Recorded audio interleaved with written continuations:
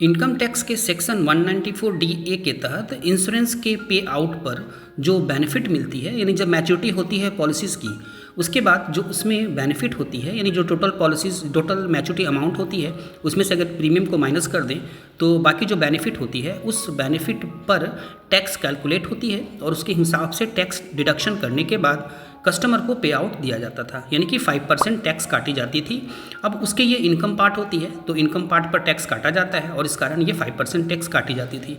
लेकिन अब इस बजट में इस चीज़ को लागू किया गया है कि अब वो 5% जो टीडीएस काटी जाती थी उसको 2% कर दी जाएगी, यानी टीडीएस का रिडक्शन अब पे आउट पर 2% होगी। लेकिन ये 2% फुल मैच्योरिटी अमाउंट पर नहीं होगी, इस चीज़ को आपको समझना होगा। बहुत सारे लोग कंफ्यूज होते हैं और इस चीज़ की हवा बना देते हैं कि फुल मैच्योरिटी अमाउंट पर 2% काटी जाएगी, बल्कि आपकी जो पे आउट होती है उस पे आउट में आपकी प्रीमियम पेड को माइनस करेंगे।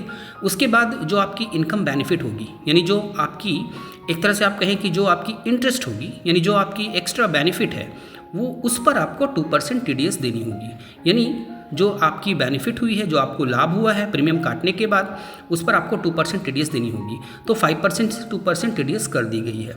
इसका डायरेक्ट इफेक्ट तो कस्टमर्स पर होगा क्योंकि उसकी पे आउट बढ़ जाएगी, उसको ज़्यादा पैसे रिटर्न मिलेंगे, रिटर्न उसकी बढ़ जाएगी।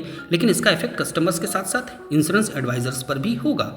अभी तक ये शिकायत बनी रहती थी कि पे आउट पर जो 5% टीडीएस काटी जाती है, इससे कस्टमर्स के इनकम पर इफेक्ट होता है, उसकी रिटर्न घट जाती है और इस कारण बहुत सारे लोग इंश्योरेंस कराने से दूर भागते हैं। क्योंकि जब हमें इंश्योरेंस लेनी है और उस पर हमको टीडीएस ही देनी है तो फिर मैं यह इंश्योरेंस नहीं लूँगी या नहीं लूँगा, बल्कि टर्म इंश्योरेंस कराऊंगा और दूसरी जगह इन्वेस्ट करूँगा। तो इससे एंडोमेंट प्लान के सेल पर इफेक्ट होता था। लेकिन जब ये टीडीएस के अमाउंट घट जाएंगे तो इसका डायरेक्ट इफेक्ट सेल पर पड़ेगा और एंडोमेंट प्लान की सेल बढ़ेगी और इससे डायरेक्ट इफेक्ट इंश्योरेंस एडवाइजर्स पर होगा।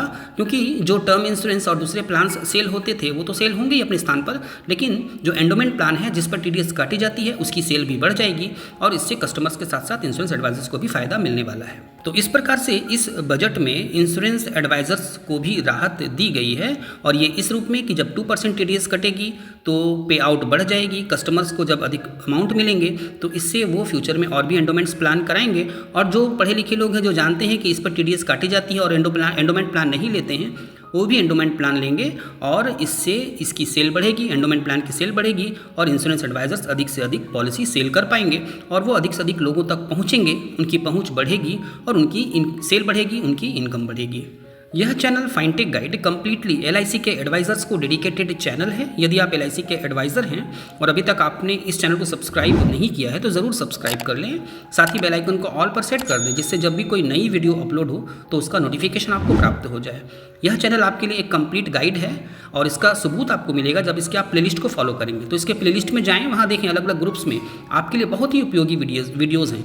वो सारे वीडियोज़ जो आपको रोज़ ज़रूरत होती हैं, ऐसे सारे वीडियोज़ यहाँ पर हैं और इसके लिए आपको अलग अलग ग्रुप में बांट कर दी गई है। आप उन ग्रुप्स को क्लिक करें, वहाँ फॉलो करें, वहाँ देखें टेक्निकल और ट्रेनिंग वीडियोज़ का ऑप्शन है, प्लान डिटेल्स, प्लान हाईलाइट का ऑप्शन है, आईआरडी और कंपनियों के लेटेस्ट अपडेट्स का ऑप्शन है, साथ ही वहाँ पे एजेंट पोर्टल का ऑप्शन है, आनंदा 2.0 का ऑप्शन है, CLI से रिलेटेड ग्रुप है।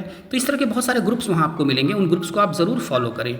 साथ ही इस वीडियो को अन्य फ्रेंड के बीच ज़रूर शेयर करें और इस वीडियो को लाइक करना बिल्कुल ना भूलें। साथ ही LIC की एजेंसी से रिलेटेड यदि आप कोई प्रश्न पूछना चाहते हो तो आप पूछ सकते हैं, कमेंट करें, आपके प्रश्नों का उत्तर अवश्य दिया जाएगा।